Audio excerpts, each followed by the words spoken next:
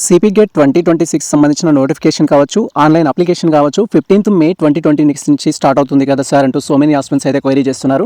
Present మనకు ఈ యొక్క సిపి గేట్ 2026 సంబంధించి ఎంట్రన్స్ టెస్ట్ యొక్క వెబ్సైట్ అయితే ఎనేబుల్ అవ్వలేదు.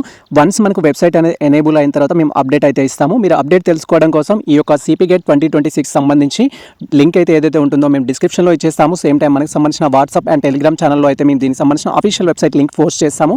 మీరు అక్కడికి వెళ్ళి కూడా ఫర్దర్ అప్డేట్స్ అయితే తెలుసుకోవచ్చు. అండ్ సేమ్ టైం మేము ఆల్రెడీ ఒక డీటెయిల్ వీడియో చేసాము కాన్సెప్ట్ ఎక్స్ప్లెయిన్ చేస్తూ సిపి గేట్కి సంబంధించిన బేసిక్ కాన్సెప్ట్ ఏంటి అనేది.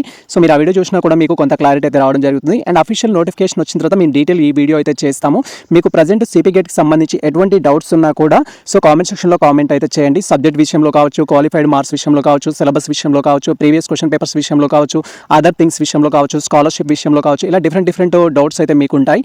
సో ఆ డౌట్స్ అన్నిటిని కామెంట్ సెక్షన్లో కామెంట్ చేయండి. మీ కామెంట్స్ని దృష్టిలో ఉంచుకొని నెక్స్ట్ మేము చేసే రివైజ్డ్ వీడియో ఏదైతే ఉంటుందో ఆ వీడియోలో మీకు సంబంధించిన ఈచ్ అండ్ ఎవ్రీ పాయింట్ పైన మేము డీటెయిల్ అప్డేట్ అయితే అందిస్తాము. సో ఇది ప్రజెంట్ మనకు సంబంధించి ఒక ముఖ్యమైన అప్డేట్ అయితే సిపి గేట్ 2026 సంబంధించిన నోటిఫికేషన్ అనేది మనకి ఈ రోజు రిలీజ్ అవుతుంది. వన్స్ రిలీజ్ అయిన తర్వాత మేము డీటెయిల్ వీడియో అయితే చేస్తాము.